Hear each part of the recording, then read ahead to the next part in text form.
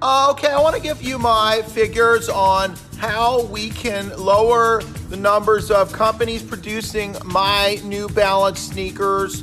If I can corner that market, if we can get those numbers down of all the people in Africa making those New Balances, I've got a little chart. As you can see, X equals the number of New Balances and factories that I could own. P, that's going to equal the slave market there. CO2 is going to stand for the Air Jordan market. And as you can see, Y there, that equals the Depop. And if we put this into a magic machine that I've created, operating system 666, it's going to give us a figure. Roughly, if we could get down to those numbers, I could corner the market on all New Balance production, and we could save the world. I'm reminded of one of the greatest mama cut downs of all time, which is, I heard they made a movie about your mom in the shower. What's it called? Gorillas in the Mist. Ooh, burnt like toast. And every time I think of Jane Goodall, I think of that mama cut down because it's my favorite mama cut down. And this mama is ready to cut you down because she doesn't think that you have respected the animals enough. This is some of the weirdest, absurd contradictions that I've ever seen coming out in the news now that we want to cover. Now, if you're familiar with the common atheist materialist approach to these issues, you'll notice that they constantly harp on the notion of God chastising or God having anything to do with natural phenomenon because that's ludicrous, it's insane, it's weird, it's superstitious, and it's unfair, right? Every atheist, materialist, environmentalist, whatever, fedora person would love to rehearse that objection to you. And yet, what do we see the enviro types constantly doing, right? The atheists love to harp on the fact that somehow Mama Gaia nature has the ability to punish us, even though she's not a sentient being. At least most of these people don't think that. No, nature, which is impersonal, is going to punish you for your disrespect for animals. And not only that, when we read into this article here, notice that she's at the World Economic Forum. That's Davos, one of the elite confabs that we've covered for many years here at Jay's Analysis. You'll notice that Jane Goodall talks about the fact that meat eating is a big part of this. Why are we having this panic epidemic? Well, we're having it because you like to suck down bat meat. Humans eating meats and strange meats, bush meats. All right, this is what's causing all of this revenge of the natures, revenge of the nerds, revenge of the nature nerds, like Bill Gates, right? He is revenge of the nerds, isn't he? Yeah. But I just wanted to point out how contradictory this is. They still act like they personify impersonal forces of nature, while at the same time noting that the personification of a personal God is absurd. That is a common absurd contradiction that should be called out. So let's look at some more instances of the madness and the craziness that's going on as a result of this PSYO. Now, as I was looking through the news, I noticed Reuters was debunking this claim, debunking the claim that there is any idea or notion of some kind of quantum dot or some sort of ink tattoo underneath the skin that could record and store immunization and medical info. But MIT's news back in December 2019 has an entire article on this very subject.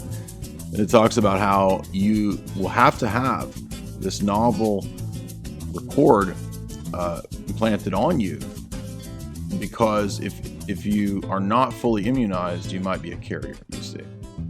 And so they actually cite not just the study, they also talk about where the funding for this came from. And remember, I'll show you the Reuters article. It will say that this is bunk, but look, you can see right here who funds this. The Gill Bates Foundation. But look what Reuters tells us. even though 3 posts down at MIT's website is the very thing that they're debunking. The fact checkers. Bill Gates has nothing to do with this. Okay. Total baloney. I guess they don't know how to use Google. Or no, we know that they do. They intentionally are just talking. Then you know that we've discussed how this would tie into diet. And what do you know? Here we go. Pop Science, all these different fedora outlets are touting how veganism would in fact save us from CV, right? If we had this diet, we wouldn't have this because, it magically mutates and jumps from animals to humans. Does it actually? Do we know that? Or is that because we saw that in Gwyneth Paltrow's movie Contagion? But you see, this is all propaganda. And actually, Tristan and I have documented in many of the interviews and talks that we've done that this is in fact promoted as a diet fad, as a new way of living, a new normal by some of the wealthiest people in the world. So it has nothing to do with health. And in fact, many of the vegans are very honest about that. They'll say it's actually not about health. It's actually about, quote, ethics. And then when you ask them what ethics are or how you ground or justify ethics, they have no idea. It's all purely relative. But you're supposed to, at the same time, follow the dictates and mandates of billionaires who, on the one hand, tell you that they want to depopulate, depop. But at the same time, you need to follow the mandate of zillionaires who, on the one hand, tell you that it's time to depop and then turn around and tell you that they're ready to save lives. Result of this situation, we're being told that cities are now breathing fresh air. Animals are coming back to life, and all because of the non-existence of humans. This is preparing for the rewilding. This is the idea that when the culling occurs, we won't have all of these environmental stressors and problems that we have with the supposed overpop. This is being promoted on all of the mainstream outlets. Now the cities have clean air. And is there a way to make this outlast this situation, right? When these restrictions are lifted, how can we get into a scenario where we have the return of feudalism, the return of a kind of a post-industrial, or not a return, but like a return to feudalism that would be post-industrial, where you kind of have cities locked off as the playgrounds of feudal lords, or smart cities where you're basically in a rat maze or something like this.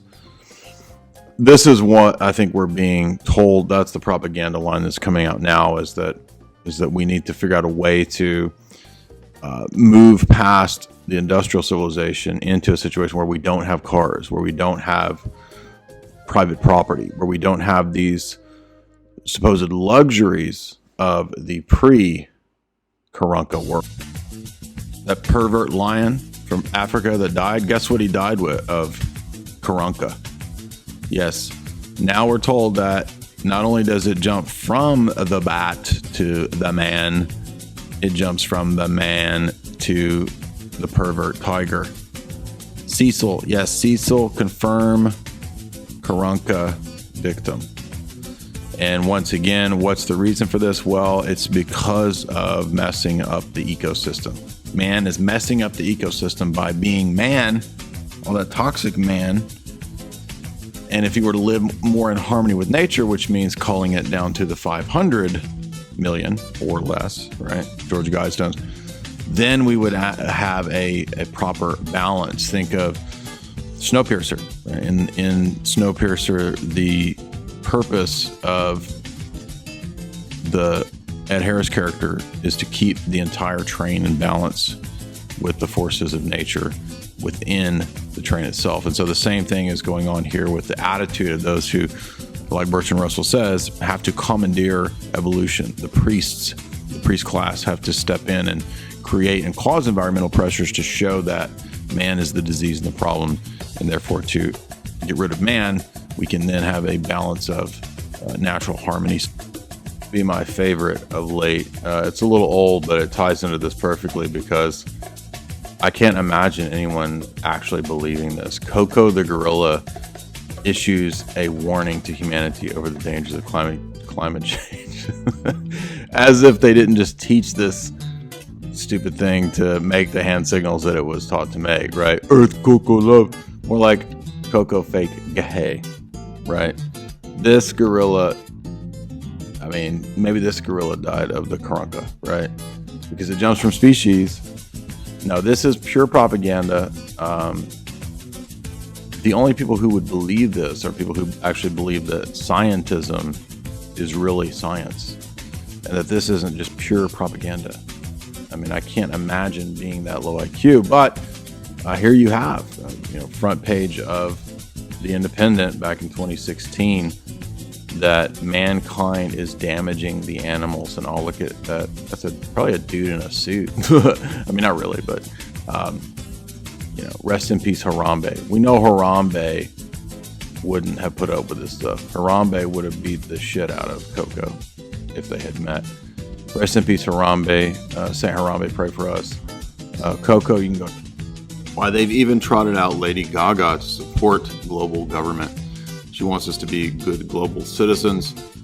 And she's not poker face anymore. Now she looks like a gender studies professor at your local community college. What happened to Lady Gaga? To rapidly process tests. It will also coordinate research development. It is so important to think globally and to support the World Health Organization to curb the pandemic and prevent future outbreaks. I know Dr. Tedros is particularly. So she is talking about Dr. Tedros, the former Marxist supporter, worked with all kinds of crazy regimes, and now he's supposed to be some sort of medical authority at the WHO. But of course, they put technocrats in control. It's not about medical, it's not about medicine, it's about control and social engineering. So pretty wild what we're seeing going down here, but always expect the celebs to be trotted out to promote the is the rolling out of a long-term technocratic plan, as you've heard me cover for many years in the 40 plus lectures that we've done on the top elite books, as well as the 8 lectures on tragedy and hope. One of the works that we've not touched on yet, but we eventually will, is the famous white paper, Changing Images of Man. This was put together by the SRI Institute of Uri Geller spoon-bending fame.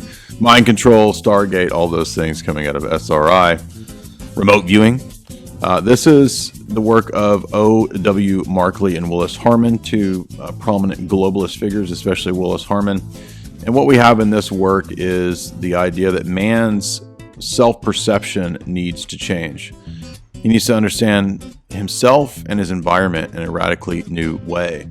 And this, of course, gets into not just scientism and all that scammery, but how to reformat man's worldview, especially given the importance of Darwinism and how this will relate to man, not just in terms of economics, but mankind in a social sense, socializing man and getting man ready for the new world that's coming that will be one of technocratic dominance. This is a key think tank production that you need to be aware of. But this isn't the only one. We also should be aware of the First Global Revolution that we'll talk about too. An important think tank product came out called the First Global Revolution, which was precisely about removing the world from its industrial state to a post-industrial state. It's a post-human plan, ultimately, as we'll see with post-humanism. But the Club of Rome, one of these very powerful think tanks that put together this work, it's mentioned by David Rockefeller in his memoirs and others, talks about the limits to growth. And so the idea here is that we can't just grow, we have to enforce limitations upon growth. And what they actually mean there is human growth, right? This is the document that famously talks about that new technologies, mass media, will lead to all these problems in global food security, problems in the environment, energy crises, all of these crises, of course, for the most part being engineered or invented, as we've seen from many of the global elite books. Anytime they call for a crisis, it's because it's a crisis that they themselves have hyped. And so this book is still one of the guiding roadmaps, you could say, for where they're trying to take things. And it's come up many times in my discussions. And it's most famously known for the section where it says that they will invent, quite literally invent, the problem for the future, namely that it would be the environment. Pollution, and namely carbon, that is man himself, since he's a carbon-based life form. Man is the problem of the future. And so man is in fact a pollutant, hence carbon taxes. And hence the desire to radically bring those numbers down, as we saw in the beginning of this clip. This is Jay Dyer from Jay's Analysis. Hope you like this brief analysis of where things are going. And if you do, please share it, join below, go to Jay's Analysis, and you can subscribe as well. And tell me what you think. Leave me